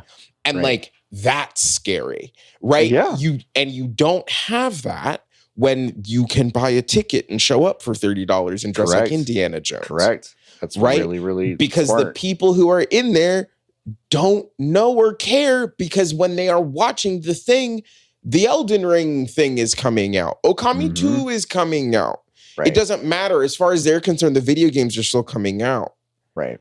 The human cost of it is not, it does not matter to them. No. But again, yeah, like if you could look in your audience and tangibly see faces that were not there the year prior, because they no longer had job, which is like, obviously it still is true, right? Like, I don't mean to say that there were not people here last year who were not here this year, because like that is the case, right? For sure. But like, if you looked out there and you were like, well, the EA, well, I don't know, the Xbox Microsoft contingency that they send out every year is 30% smaller than it was last year. Now that's weird. What's that about, gang? You don't get that. That doesn't happen. And the consequences of it are not visible at this show. Right. Yeah. It exists in a bubble, which is why, like, at the top of the show, I was like, this is what Jeff Keighley thinks every single one of these is like. Except for that 1 year where he was like, gang, don't expect anything. Was that last year? Yeah, that was really was that last wild. year? Like, that was I think it weird. was last year. Yeah. He's like, yeah, I kind of fucked this one up. Pretty bad, so. But like, didn't get a lot. Yeah. He thinks it's this every year, he wants it to be this every year. Right. And if you accept that as his truth, then every single thing that happened at it makes complete sense. Yes. that was him making a big statement. That is as big of a statement as he feels like he wants to and or is equipped to make. Yeah. So, but I mean, because I think fundamentally, and I mean, like, obviously, I'm preaching to the choir for most of our listeners and for you certainly, but it's like, it's just, again, just a full obvious notion that's like, Jeff Keighley believes this is just a normal, it's like, this is normal. Like, there's an ebb and the flow, and the games will always come out, so it's fine. Like, it's just such the attitude of so many people in business that are just like, well, it's normal ebb and flow of business, and it is what it is. It's just like, well, we feel like there's a sickness here. We feel like there's a real clear answer of how to improve our conditions. And he doesn't really benefit from acknowledging that. No, it doesn't do anything for him. So, it's like, yeah, another year, another full, like, goofy press cycle, I'm included in it, of people going like, well, that was really disappointing and not very good. It's like, well, yeah, like, he's not going to give you anything. No, for sure. But the thing that he did give was so off the mark that it's noticeable. Like, that's the thing. It's just like, well, you don't get it, and you don't get it to a degree that feels insulting, and also drags a guy into it that, no, for sure, it feels like might catch some strays, and you might listen to this and think he's catching strays from me, and that's not really what I'm saying. I don't think he's doing anything wrong. I don't even think he was wrong to accept the award. Like, whatever. Like, it's in the least cruel way, he is not important in this. Right. Like, yeah. Right. In this conversation. Yeah. Like, he doesn't matter. Like, they'll find a different guy like him next year. And then the year after that, like, not to be crazy or minimize the work that he's doing, but that's what I'm saying, is that, like, I already knew other people that were doing this. Exactly. Like, they'll find somebody else who's doing something that is almost basically the same next year, and the year after that, it'll be a girl. Like that's what we're talking about. To him, that aspect of it is interchangeable. Mm-hmm. It is you have to, he looks at the sheet and he's like, the woke windows are here and here, and I've got to find a guy. I got to find a game for that, and I got to find a guy for this one. Yeah. And then he fills the boxes in, and then that's it. So I don't know. I think this was the year, I think, where I had zero expectations for the show going into it. So at no point was I expecting anything different than the thing that I did end up getting. So when I walked away and I was like, this is the first time in a while where I was like, oh, the video games that were announced at this show, I'm like kind of amped about. I did not start considering the show until I went on my walk this morning. Right. And I was like, oh yeah, like it was in fact one of these again. Yeah. Yeah. So I don't know. Do you want to talk about the Kinect thing that you showed me? Dude. Let me go to the fucking what, I don't even remember what it's called. It's Magic Leap 2. I texted it to you, right? Yeah, you did text it to me. John Warren. No, it's in our... I'm scrolling. It's called also... Next. It's called Gang. Stop what you're doing. Pull over. Pull over. I need you to go on Instagram or the computer and go to nextplayground.com. They've created a box that looks like an Ouya. Yep. It's a colorful Ouya, and it has a camera. Really colorful Ouya with a camera. And Gang, it's a Kinect. It just is a small Kinect. I got an Instagram advertisement from the guy I don't like on TikTok that does the face, and he does this. KB Lame from Fortnite. And Giannis playing Fruit Ninja. And I was looking at it, and at first I was like, this is a weird old ad for Fruit Ninja. Like what? Like who checked a box they should not have checked? And then I was like, wait, no. Giannis was, and then this is the thought that really fucked me up. I was like, Giannis wasn't around when Fruit Ninja came out. No. like, who wasn't? Deeply, Giannis was not a factor. Giannis was my age when Fruit Ninja came out. Like, I think Giannis and I are about the same age. I think he's 29 or 30. Yeah. So like Giannis and I were the same age playing Fruit Ninja. So like that timing didn't. And then I was like, what is this product? It is just a Kinect. It's just a Kinect. And I'm desperate. John, I did ask if anybody, I did yell at one point yesterday. I was like, does anybody work at Half Brick? And obviously it didn't work. I want to know if that is a port of the Kinect version of the game more than I want any other piece of gaming information on the planet. Yeah. It is. I am desperate to know if they opened up, because there's no way Half Brick was like, yeah, let's fucking do. They got approached by these people and were like, hey, can you put Fruit Ninja on the box? Mm-hmm. And they said, yo, give us how much money? Yes.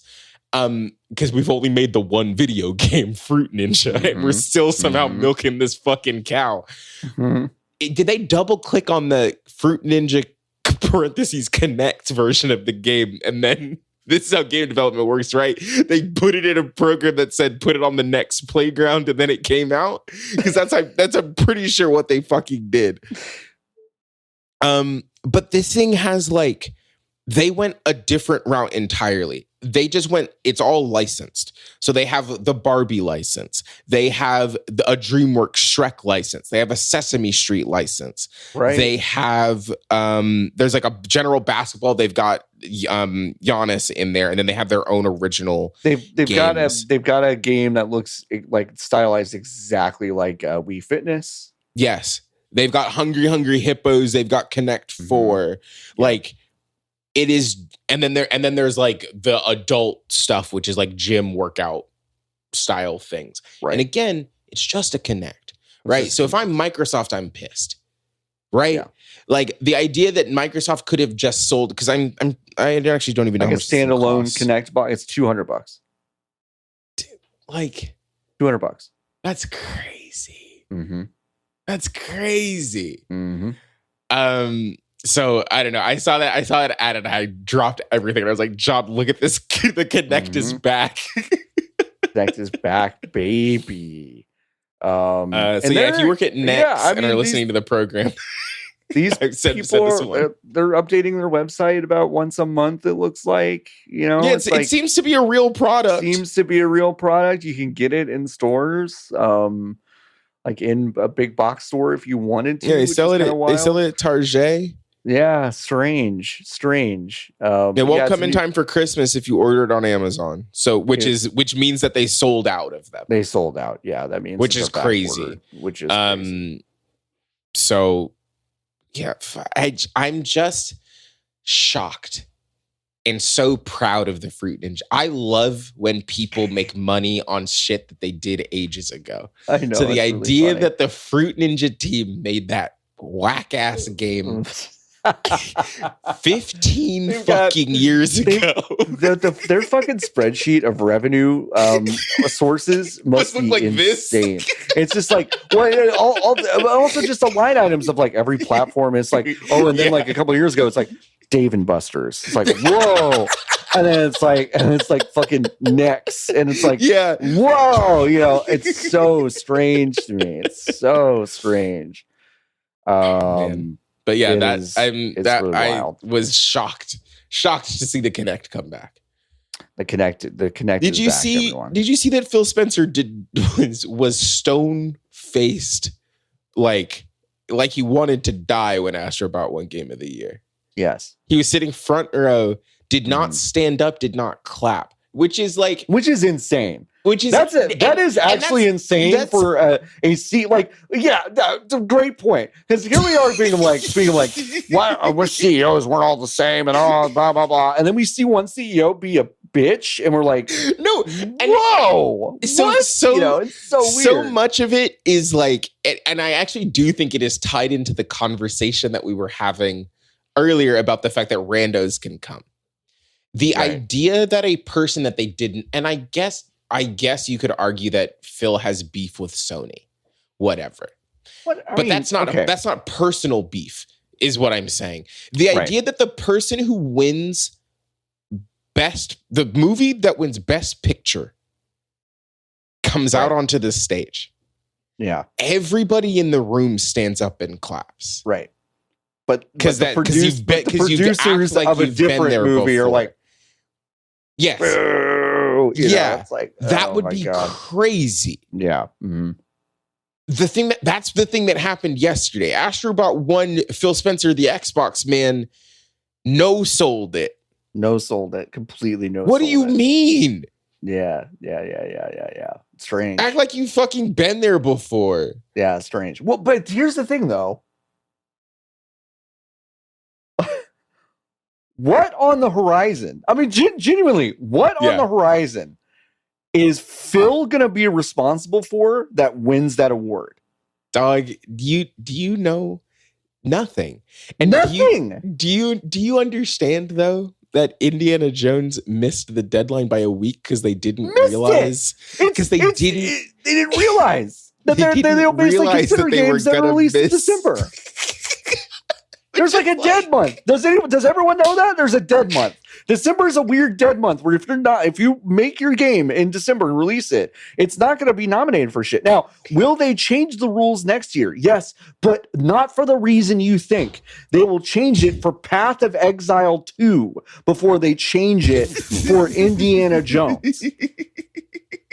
Indiana Jones is not winning Game of the fucking Year next year. No, which is crazy.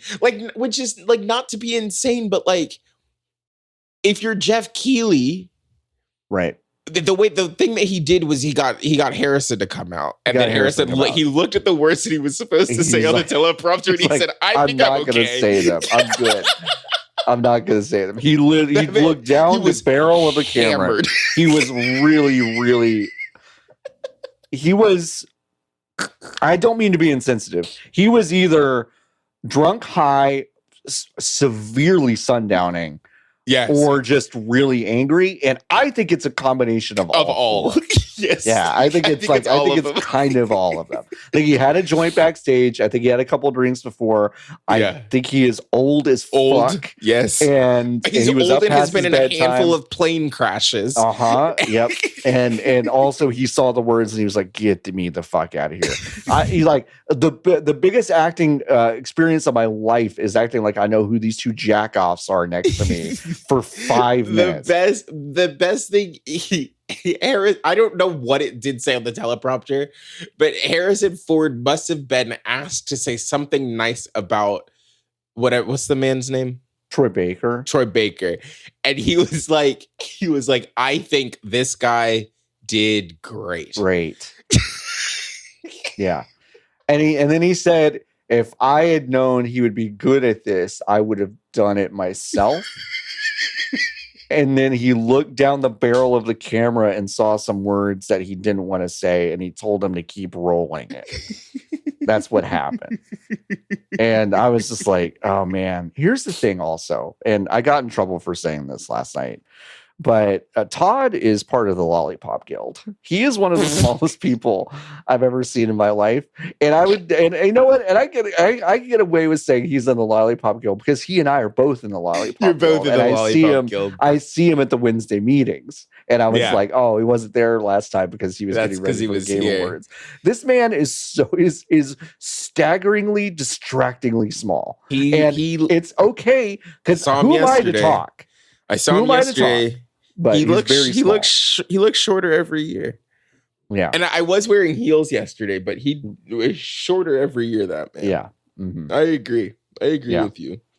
But it's like Troy Baker is, I think, pretty tall, but to see Harrison Ford like kind of tower over Todd Howard. Very old tall people freak me out. Mm-hmm. Yeah.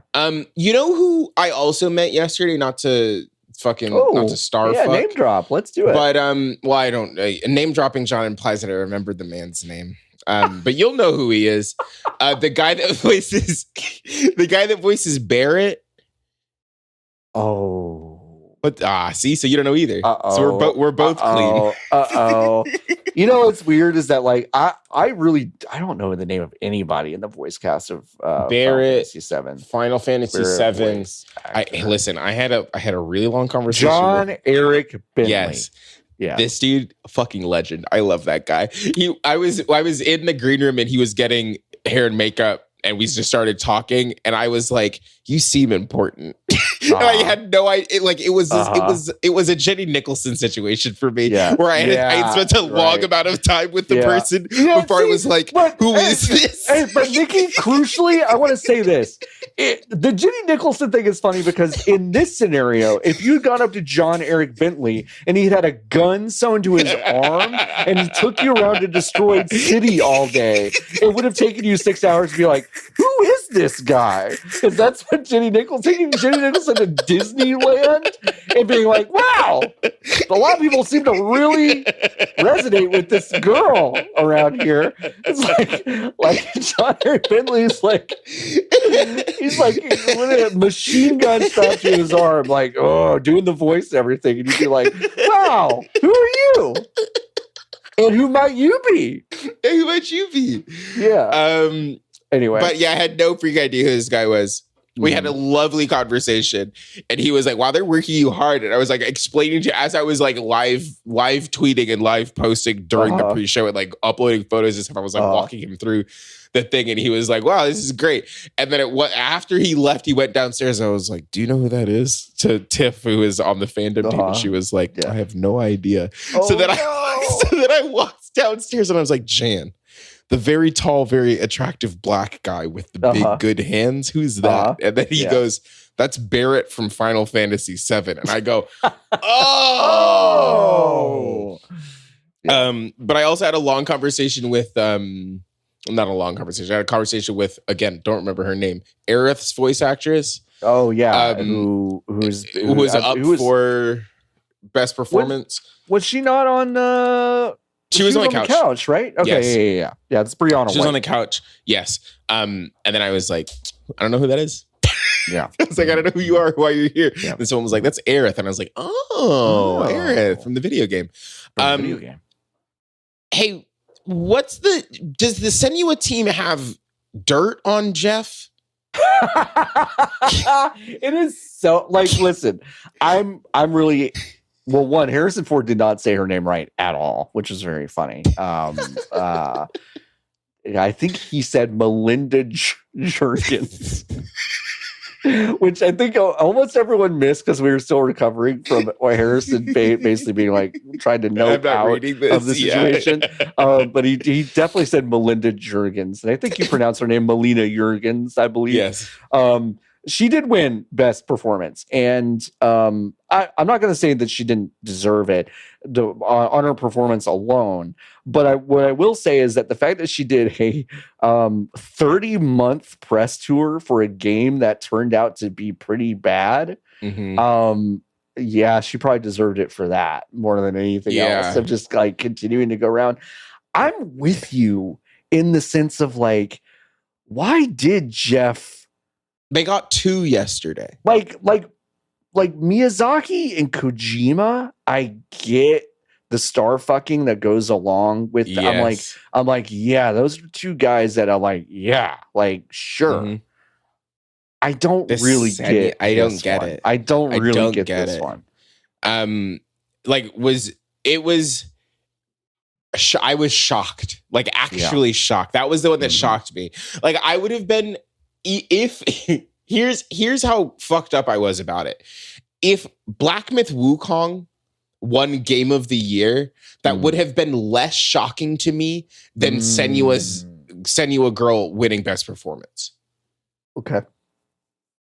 Like it would have been easier for me to circle that square on Black Myth Wukong winning than it is for me to circle the square on. Do you think all the mocap and specific physical acting that they had Melina do contributes to? Because I mean, I feel do they literally mean best perform best performance? But I feel like the people that they've given that to, that's basically been it. It's been Christopher Judge. It's been Melina. It's been I think Troy Baker hasn't won it, but but it's like and it's been people which that is have crazy, mostly right? done mocap stuff. Yeah. Anyway, that's nuts though, right? Troy Baker, not to be like, I do think I like this Indiana Jones game. We haven't talked about any video games, but like, no, we're running out of time too. Yeah, we're running out of time. We could go at least another hour if we can. Yeah, but like, I do actually think that Troy Baker does what I would describe as his best work in this game, playing a man that already exists. He does his best work, and it's made me angry from the moment I started playing the game. I was which like, is unfortunate, man. But he's not going to get anything for it. No. What do you mean? Well, he might get a BAFTA because they like their window is correct, but like their window that's kind of crazy. Yeah. Yeah. Hey, John, why didn't you tell me this? The people who made Sifu, a game I wanted to like but didn't, are making a soccer game. Yeah. Did you not see the trailer? No. Yeah, when was it? It was in the middle of the show. It was so they basically put they basically, hey, you remember how Rocket League is based on soccer? Yes, okay. They kind of like took the Rocket League part out of it and they just made a soccer game. And it's basically like what if soccer was in a terrarium and like and like had more bounciness and stuff. This is a game I will absolutely play. That sounds awesome. Sifu felt good, and then I was like, I don't know why it's just too hard. Yeah, it's hard. I thought that the tree man in the tree boss, he works in the garden store. Yeah, and I said, I think I get it. Yeah, and I put it down. Yeah, so the first boss is it's hard. It's a hard game. That game looks pretty cool. I would definitely do it. We have a couple of Hive questions. Let's do a couple of Hive questions to get out of here. Did you see that First We Feast sold for $84 million? BuzzFeed sold them. Wait, why? Huh? No, for real. Yeah. Mm-hmm. For what? It's the only thing they have. Yep, because it's helping BuzzFeed pay off some looming debt. BuzzFeed is basically going to essentially First We Feast to a consortium led by an affiliate of Soros Fund Management LLC. So George Soros now owns Hot Ones.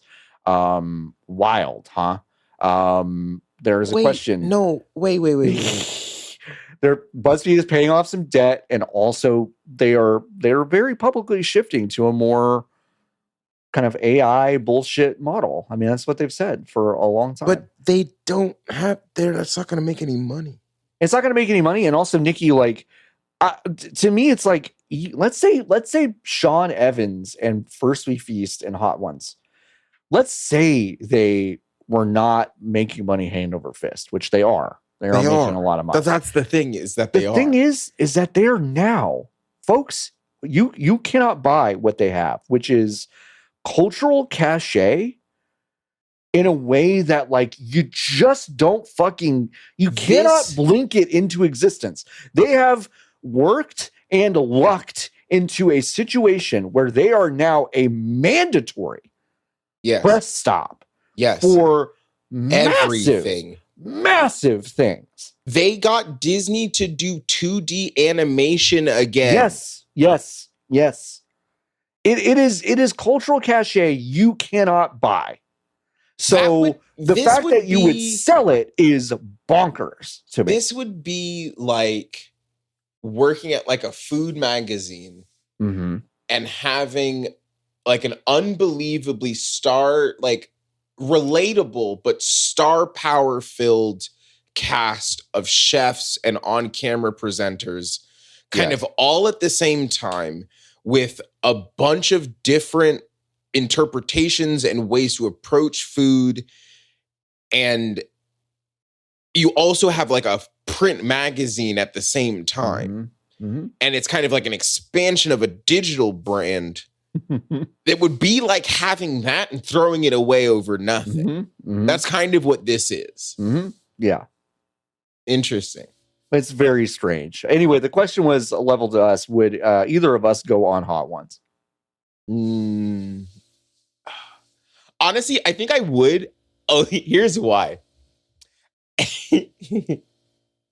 I want to see that. Sean Evans interview a regular person so bad. I do with too. Literally just a person that is not a celebrity at all. Right. But approach the interview with the exact amount of same level of preparation and tonality with the question asking, and be like, okay, so it says here that you dropped out of college 3 times. Mm-hmm. Why is that? Please eat the cauliflower. Please. John, you famously posted Bazinga Bazinga the 5th of November on your Blue Sky account on November 5th. Do you feel like slogans and catchphrases are the way to gain enough kind of collective power to overthrow governments? Why or why not? Why is that important to you? Like, that would be really good. It would be really good. I do. I would do it. To answer your question, yes. I would do it because I like hot sauce and I like chicken wings. And also, yes, I think Nikki's 100% right. To see Sean Evans and his team do the legwork it would take to make that conversation interesting, like, I have to see that. I have to see what happens. Absolutely have to see that. There was another question that I thought was good. Let me see. Was it from Lovick about Catley? We were probably gonna. I was gonna get to that if we had more time. We can talk about Catley. I can't tell if that was an AI thing. It feels like an AI. It felt like an AI. It felt like when it was pitched, it was a blockchain game, and then the blockchain thing fell apart. So now it's an AI game. Yeah. But it seems like it's a Tamagotchi because very strangely in what platforms it's coming to, it had Apple Watch on it. And then that made me think it is actually unfortunately is a good idea. It's insane that there's not a virtual pet app on the iPhone for the watch. That is 100%. That's Prince money as an idea. Yep. So unfortunately, I do think they had a good idea. They're executing it poorly, obviously. They're executing it poorly. Imran asked, what do you think Jeff intends with Games for Impact, and how do you think most voters interpret it? It's the one that I actually do think, and I think he thinks it is the woke derogatory game category. Okay. That's my vibe for it. I think that's what I think he thinks about it. He thinks it's the crumbs that he's throwing out to the woke police that are mad about Black Myth Wukong or Stellar Blade or whatever. Yes, that's what I think it is. Okay. What do you think it is? I think that's mostly it. Yeah, I think that's pretty much what it is. Yeah, I think it's a weird. Well, it's a throwaway category because they fucking mentioned it at the pre-show.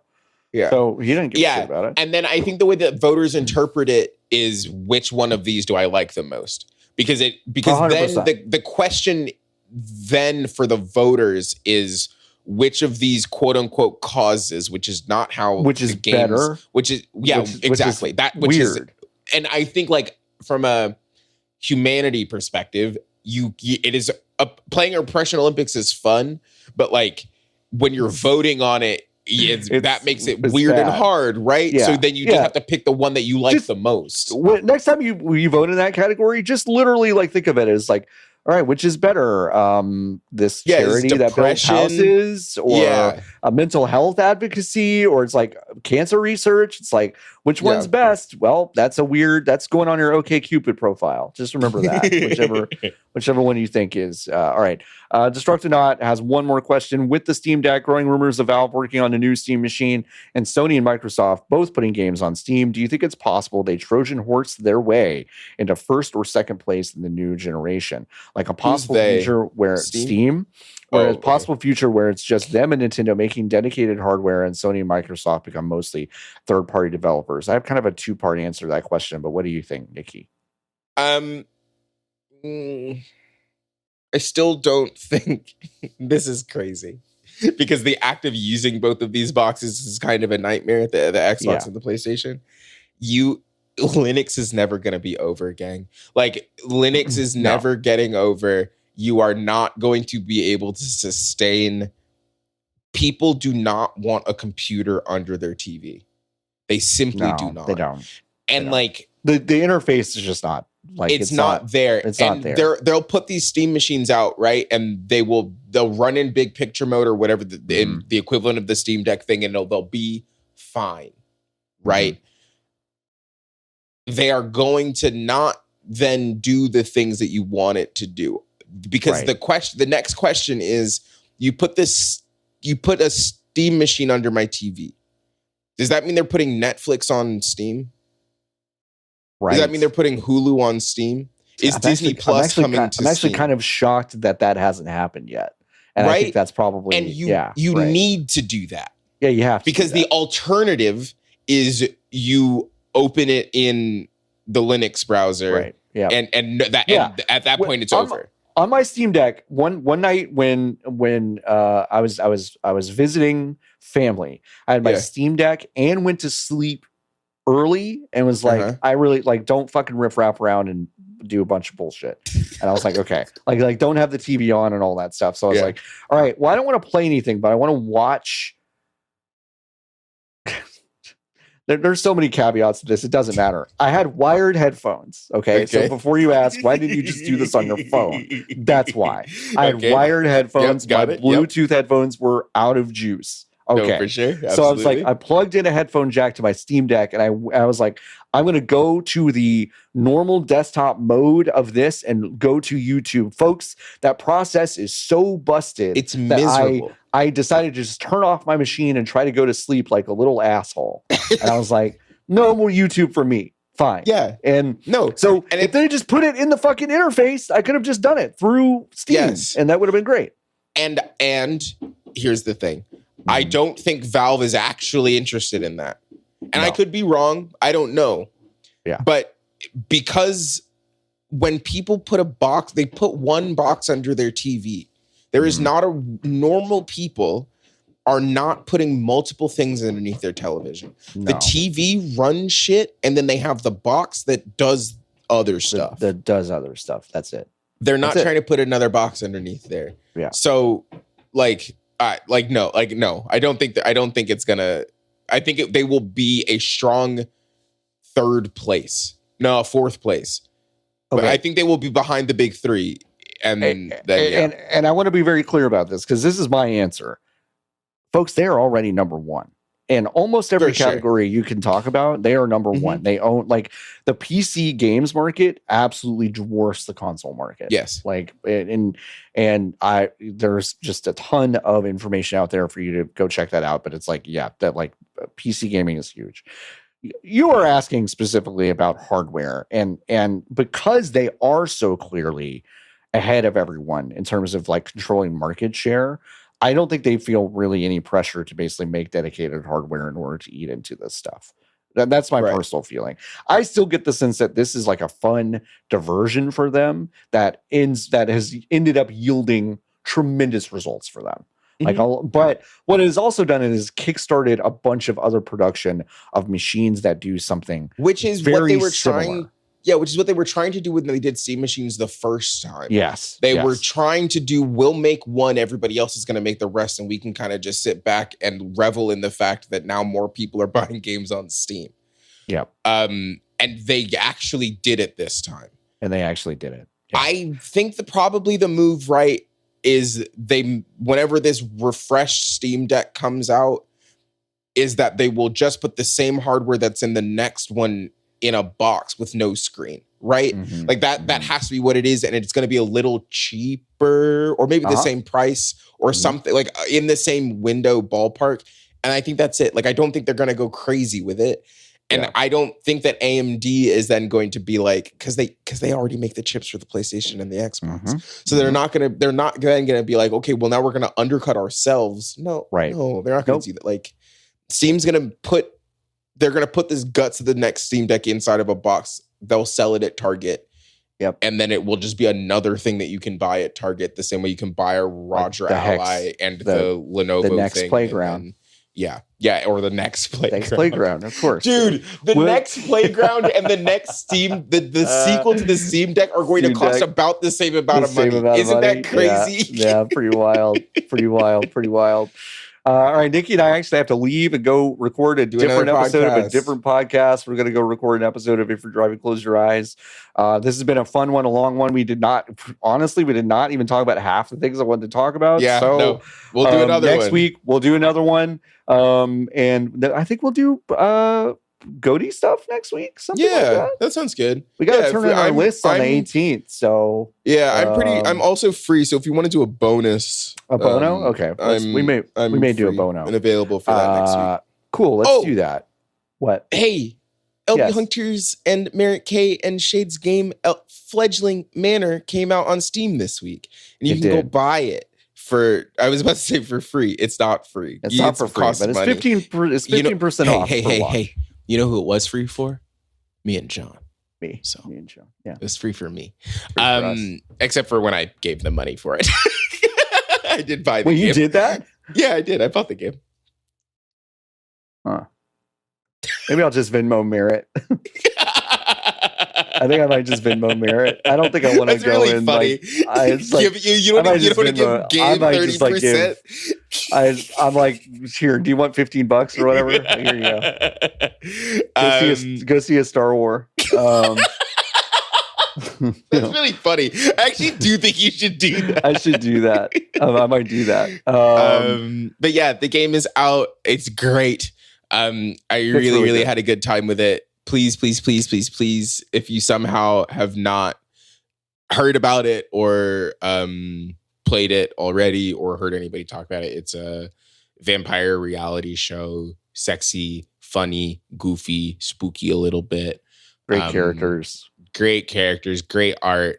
It's a good time. So yeah, Fledgling Manor on Steam. I think it's still on sale in the intro week. I think it is. I think it's still on sale. So yeah, go get it and tell your friends. It's a lovely gift for the holidays. It is a lovely gift because you can give things on Steam, which is so smart. Yeah, please go check out Fledgling Manor. That would be amazing. Nikki, any parting shots?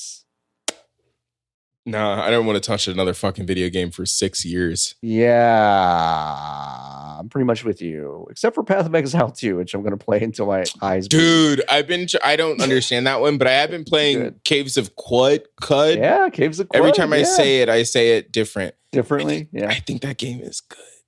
Yeah, that game's really good. I think I like that game. Yeah, it's a really good one. I don't really understand it, but I do think I like it. No, I don't think you're supposed to understand it. It's one of those things that I think is going to continue to vex you for a long time, but it's really good. All right, folks, let's we'll probably do a Bono and a Goaty episode next week. Let's do that. Go to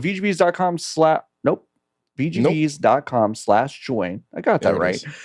Join the Hive, and you can ask us Hive questions. We still have a lot of stuff on the table here, so we'll have to cover maybe we'll that. Do Oops All Hive questions. Oops All questions. Yeah, that might be a fun one. All right, folks, we'll see you next week. Thank you so much for listening, and but until next time, keep on buzzing. Bye.